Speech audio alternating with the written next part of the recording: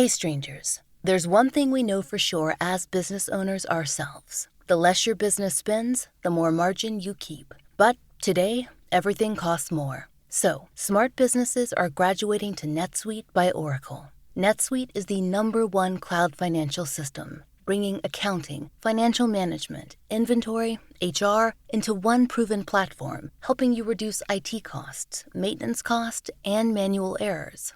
Over 37,000 companies have already made the move to NetSuite. Backed by popular demand, NetSuite has extended its one-of-a-kind flexible financing program for a few more weeks. Head to netsuite.com/strange. netsuite.com/strange.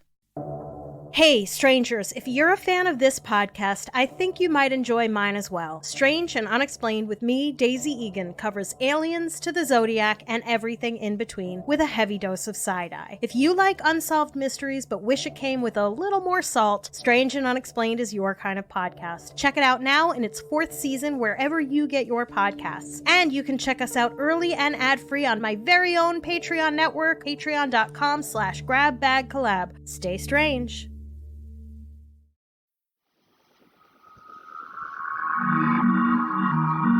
I'm Laurah Norton, and this is One Strange Thing, the show where we search the nation's news archives for stories that can't quite be explained.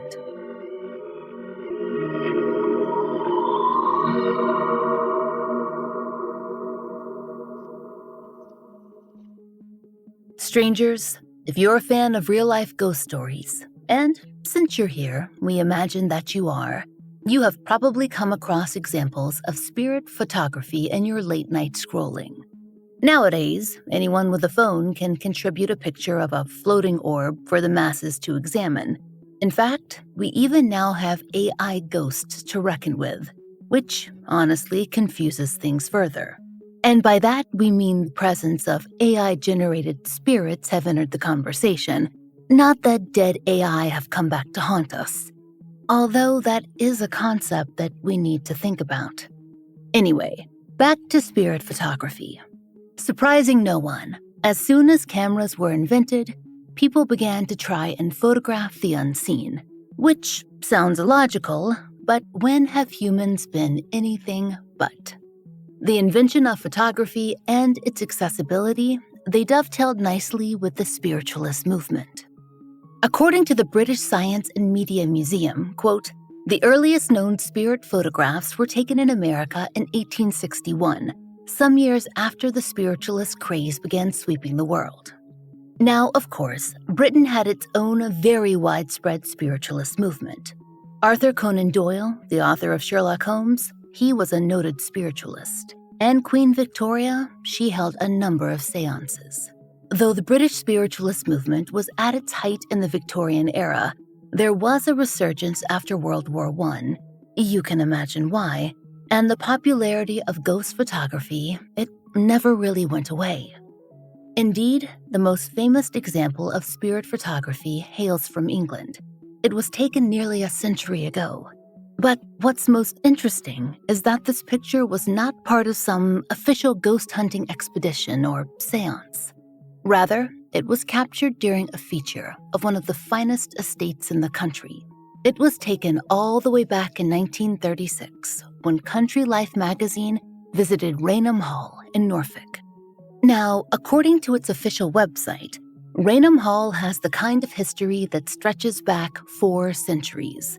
We're talking restoration of the monarchy, nobility granted by King Charles II lineage here. And it's the country seat of the Townsends, who have been deeply involved in pretty much everything since then. They were viscounts and then eventually marquesses. Don't ask us to explain that, it will take too long. Anyway, the family has maintained this vast estate for hundreds of years, and its history is immense. So it's probably no surprise that, in all that time, a ghost story or 3 has attached itself to Raynham Hall. That isn't why Country Life magazine visited. The periodical was in the business of taking beautiful photographs, especially of lavish country seats. But in the December 1936 issue of their magazine, it's precisely what their readers got. Luxury, with a main course of the paranormal. Now, we mentioned that Raynham Hall is old enough to be home to a few different ghost stories, but one is far more famous than the rest, that of the Brown Lady. She is a well-documented spirit.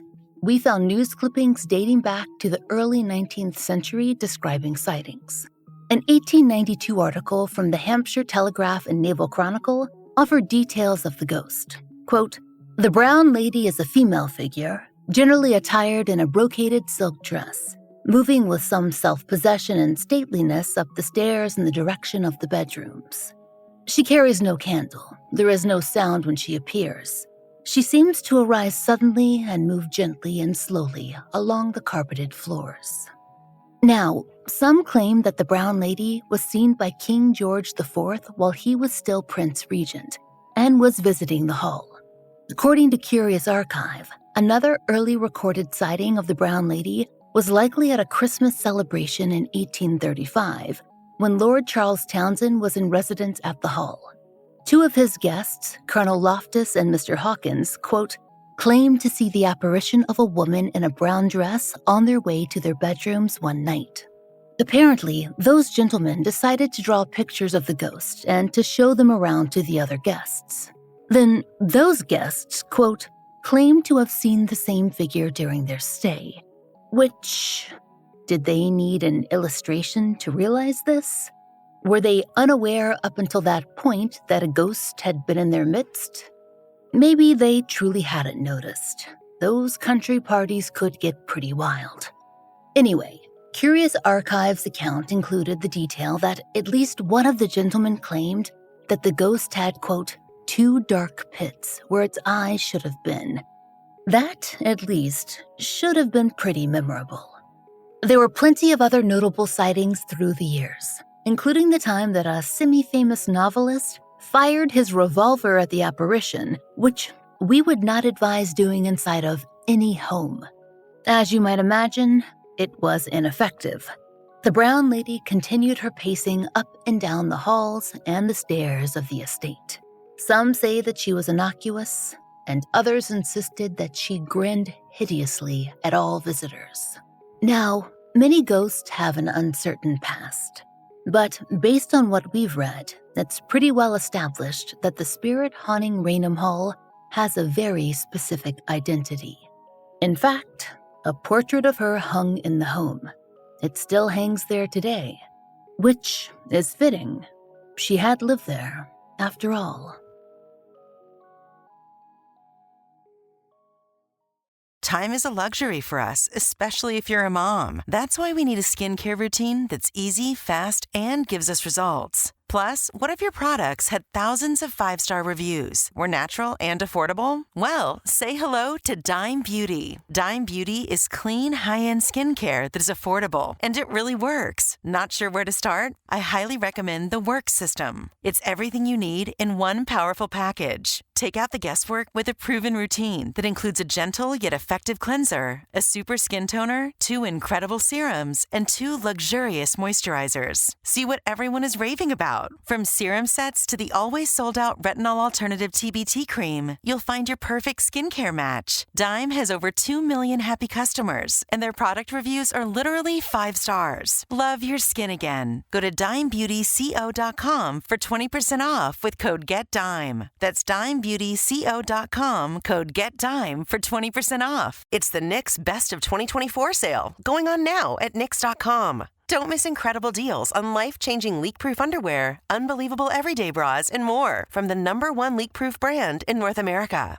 Save big, like 30% off bras, 40% off leak-proof, 50% off tops and bottoms, 60% off swim at nyx.com. That's KNIX.com. Millions of women have made the switch to NYX's revolutionary period underwear, and there's never been a better time for you to try them. During the Best of 2024 sale, save up to 40% on super comfy, machine-washable, and stylish leak-proof undies. Plus, shop other year-end clearance deals like 30% off bras, 50% off tops and bottoms, 60% off swim, and more. Stock up on your NYX favorites or try something new during the NYX Best of 2024 sale. But hurry, these deals are only good while supplies last. That's KNIX.com. Hurry, the sale ends soon and sizes will sell out. Go to nyx.com. That's KNIX.com.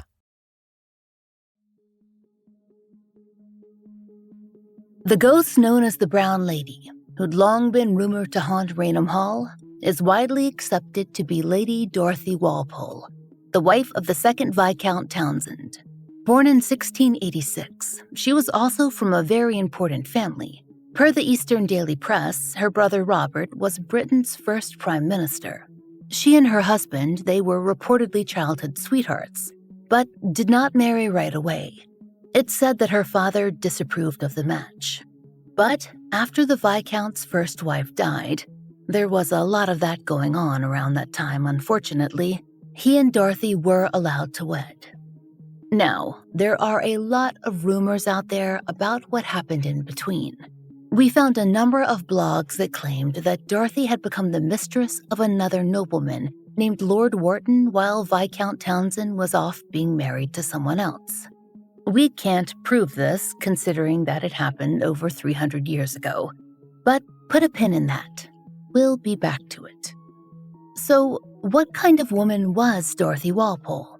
According to the Norfolk Record Office, in 1936, the Dowager Marchioness Townshend described Dorothy as, quote, charming and frivolous spendthrift with a pardonable love for pretty clothes, judging from a lengthy bill for chiffons which is kept amongst our family papers. That is somewhat faint praise. We do know from various biographies that she and the Viscount had 11 children, and that she died in 1726 at age 39. According to the BBC, the official recorded cause of Dorothy's death was smallpox, which, again, would not be surprising for the early 18th century. Except, of course, that is not the only story. Why would it be, with a ghost in the mix? Remember that whole mistress of a nobleman sidebar that we mentioned? Okay, so some claim that it was this indiscretion, if it even existed, that actually led to Dorothy's death, and that the claim of smallpox was simply a family cover-up. Per Currie's archive, there are versions of the Brown Lady legends that claim, quote, Dorothy's husband caught her in an affair with Lord Worton and locked her away in a wing of the hall. A 1906 edition of the Evening Press claimed that, quote, she was shot in an upper chamber, lost her senses, and died a hopeless lunatic. Ever since those days, her disembodied spirit is said to appear before the birth of a Townshend or before the death of a member of the family. And this unquiet wraith was reported to have been seen on the day preceding the demise of the late Marquess. And some versions even have her being not locked away, but rather bricked up in a wall in a very Edgar Allan Poe-like manner. How much research went into the sordid stories printed and reprinted in newspapers and magazines and books about the fate of Dorothy Walpole Townshend? We can imagine it was little to none. But that never got in the way of a good story. Either way, she became synonymous with Raynham Hall. And the hall? Well, as with many great British estates, Raynham Hall has, as they say, been through it. When there are so many generations tied to a fortune, and there's the ebb and flow of recession and boom, any manner of things can go astray, particularly in a family who owns a number of larger properties. And the Townshend line was no exception. According to Country Life, quote, in 1899, John, the sixth Marquess Townshend, inherited a bankrupt estate, forcing him to sell off the family art collection, rent out the hall, and find a rich wife, which he did in August of 1905, marrying Gladys Southurst, the daughter of a successful lawyer. It wasn't until after the Marquess's death in 1921 that the Townshend family returned to its seat, and the Dowager Marchioness took on the onerous task of restoring Raynham. This idea of a family seat might be foreign to Americans who aren't watching a lot of Bridgerton, but think of it as a home estate. A family might spend most of their time in, say, their fine London house or abroad, but the home estate is tied to the land, and sometimes even the town, that both produce income and can strain the finances of the title, because the more lavish the mansion attached to it, the more upkeep it requires. That was the Dowager's task, and she took to it with alacrity. She was apparently a fan of ghost stories, and she was rather pleased that her husband's family came with so many. She once wrote, "I must confess I believe in ghosts, and I have for many years lived in a definitely haunted house." She was neither the first aristocratic homeowner to hold such beliefs, nor the first to write about them. But we imagine she was host to the most famous ghost, and famous ghosts, they can be lucrative. Now, are we saying that anyone in the family was faking anything? Certainly not. But capitalizing on an already existing story that had been in place for at least 100 years, that could be beneficial to all. According to a modern Country Life article on the topic, aristocracy could have, quote, a special investment in ghosts, particularly the ones associated with their own homes. This was an age in which a pall of loss and decay hung over many formerly splendid residences, and for struggling owners, a haunted history was one way to stay connected to an illustrious past. Country Life reported that when the Dowager moved to the Hall, she set out learning all about its spirits, especially Dorothy. In fact, she even published a volume of spirit stories in the early 1930s. So she was well versed in the Townshend ghosts by the time she had the place up to snuff and ready for its pictorial debut in Country Life magazine. That brings us back to the beginning of the episode, the famous spirit photograph that was taken during the pictorial in 1936, when Country Life visited the Hall. Without that, the story of Dorothy Walpole, truthfulness notwithstanding, likely would have faded over the years. After all, the British Isles are rather rife with history, and they do like their castles and their ghosts. And when Country Life magazine arrived at Raynham Hall in September of 1936 to work on a spread for their December issue, they were almost certainly aware of the Brown Lady legend. Even if they hadn't read the Dowager's book, the legend may have just preceded the lady. The, dead lady, we mean. Per Burials and Beyond, the photographers were art director Captain Hubert C. Provend and business owner and photographer Indre Shira. As an aside, Indre Shira was apparently a pseudonym. The Unexplained Mysteries blog reports that Shira was actually a, quote, nervous and superstitious Scotsman. But anyway, the two are credited with the photo. We aren't sure how much of the house they actually got around to photographing before they arrived at the grand staircase, but that was certainly the highlight of their visit. They were ready to take the staircase photo when they were struck by something truly extraordinary.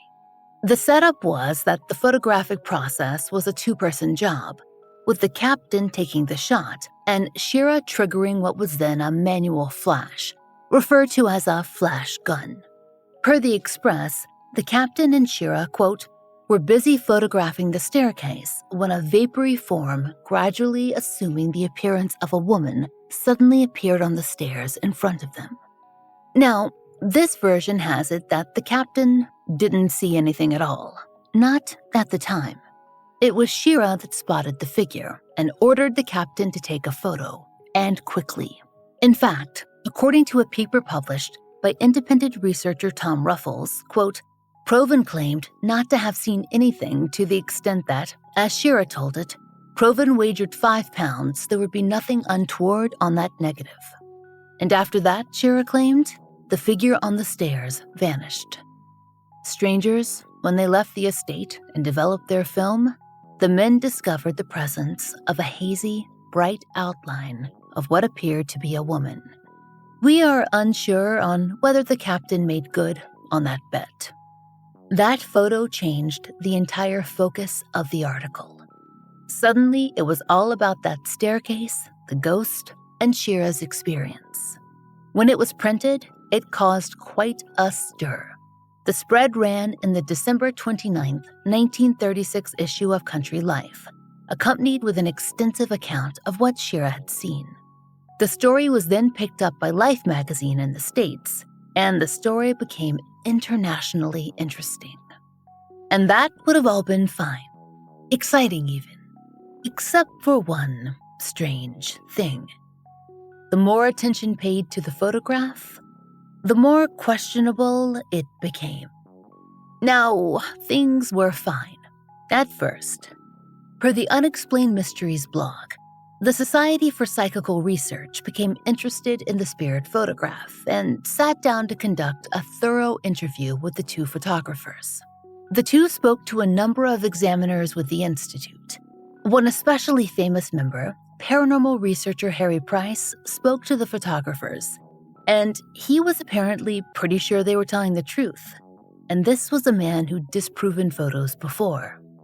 According to the BBC, Price explained, "I will say at once I was impressed. I was told a perfectly simple story. Mr. Shearer saw the apparition descending the stairs at the precise moment when Captain Proven's head was under the black cloth. A shout, and the cap was off, and the flashbulb fired, with the results which we now see. I could not shake their story, and I had no right to disbelieve them. Only collusion between the two men would account for the ghost if it is a fake. The negative is entirely innocent of any faking." But Price was not the only examiner. According to Tom Ruffles, another society expert, CVC Herbert, found that there were some irregularities with the camera setup. Apparently, the captain explained to Herbert that, quote, "the bellows on it were faulty and he always was afraid that light might get in." This was something that Herbert, quote, "found significant." And we assume that was because too much light exposure could affect the film and cause irregularities. But as Tom Ruffles pointed out, a light leak of that size to create something like the ghost would have reasonably affected other photos taken that day, which, to our knowledge, it did not. Herbert also suggested that the picture could have been double exposed and shaken, causing the ghost effect. He pointed to a seeming double portrait painting in the background of the photo on the wall as proof. This is actually a pretty popular criticism of the photo. But with examination, modern researchers have dug up evidence that plenty of other photographs have been taken of that same staircase, and the same double portrait effect could be seen there too, except it wasn't. According to these experts, there was no tricky double exposure in the ghost photo at all. Light had played on the paneling, making it seem as if the paintings were altered or double exposed. It was similar in the other photographs. Rather, a stronger theory seems to be that the image of the brown lady was inserted after the fact, and that Shearer simply claimed that he saw the ghost while he was in the hall. That would, of course, indicate a premeditated plan to have a ghost sighting. As Ruffles explained, quote, "As to how it might have been done, the answer possibly lies in an old spirit photography technique.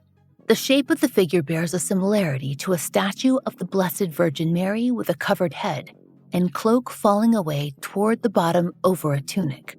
One method for producing such a figure within the photograph would have used black velvet. In this scenario, Proven would take the photograph of the staircase, then, back in the studio, place a statue in front of a black velvet background. Now, why would they do this if they did? We can't say for sure. There's been quite a lot of writing on this photograph, the photographers, the history of the house, and the ghost in general that we cannot cram into the single episode. But it's pretty clear that the Brown Lady legend must have been known to them. And to capture such a photo, it would have caused a stir, a big one, and sold a lot of copies of Country Life. And for a stately home that had just righted itself, financially speaking, well, it was proof positive that their legend was true. And the Dowager Marchioness had just published a book of ghost stories, so the publicity went both ways. And did we mention that Country Life had recently relaunched its publication? The whole thing just kind of, worked. Now, we are not accusing the Dowager Marchioness Townshend of concocting a spirit photograph, but she was likely in the mindset to accept one when and if it showed up. So, what could this mean for the brown lady? Is the whole story disproven? Well, not according to the current Marquess. In fact, he still believes in the photo and the presence of Dorothy. Per a 2009 BBC article, quote, Lord Raynham and many who were associated with the estate are adamant it isn't a fake. The it in question here, that's the photo. And it seems that Lord Raynham thinks that the photo captured something that the family knows to be true.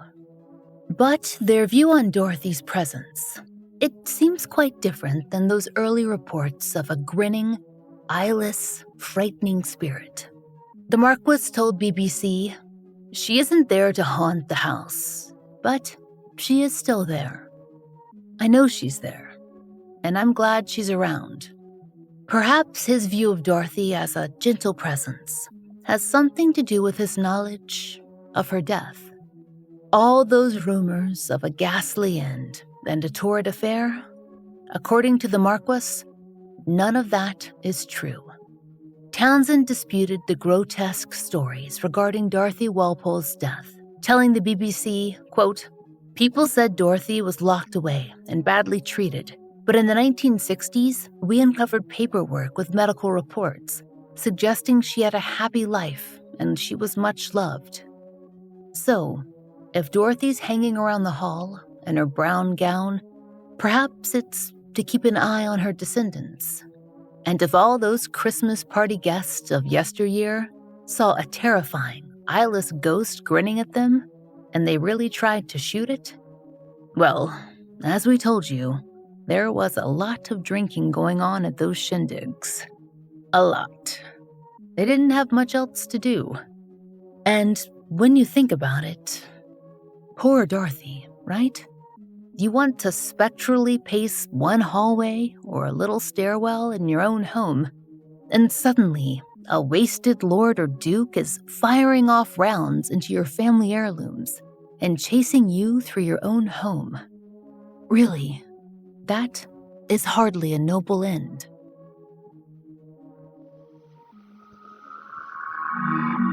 We hope you'll join us next time for another real-life story from the fine print of America's local papers. From the lives of regular people, just like you and me, except for one strange thing. Strangers, we've launched a Substack to tell stories of the weird that aren't quite long enough for the podcast. Some are paid, some are free, but you need to be a subscriber to get them delivered right to your inbox. So follow the link in our show notes to sign up for a lot more content. It's like a newsletter, but more fun. One Strange Thing is an independent podcast. To support the show and to hear more of the entirely true and enticingly peculiar, you now have 3 options to enjoy 2 extra bonus episodes a month. On Apple Premium and Supercast, you can get bonus episodes delivered to your app of choice for just $2.99. And for $2 more a month on Patreon, you'll get more fun extras. There you'll find ad-free early releases of our regular episodes, 2 full-length bonus episodes, monthly giveaways, and blog posts, all for $5 a month. We hope you'll check out one of these options and support the show. There's a link in our show notes. And if you enjoy One Strange Thing, please take a moment to leave us a great rating or review on your favorite podcast app. It really helps.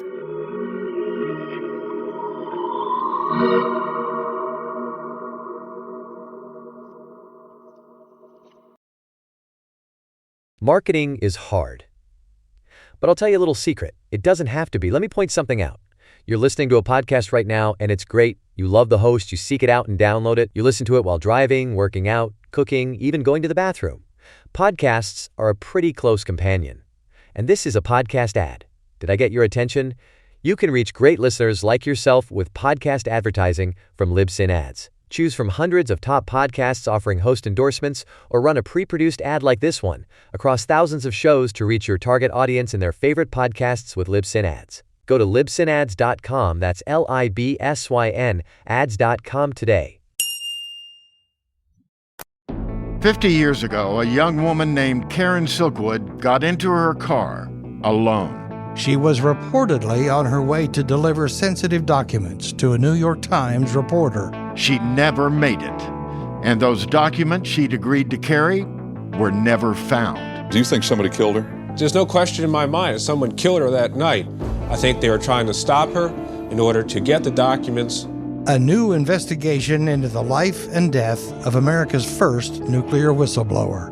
Listen to Radioactive, the Karen Silkwood Mystery from ABC Audio. Listen now wherever you get your podcasts.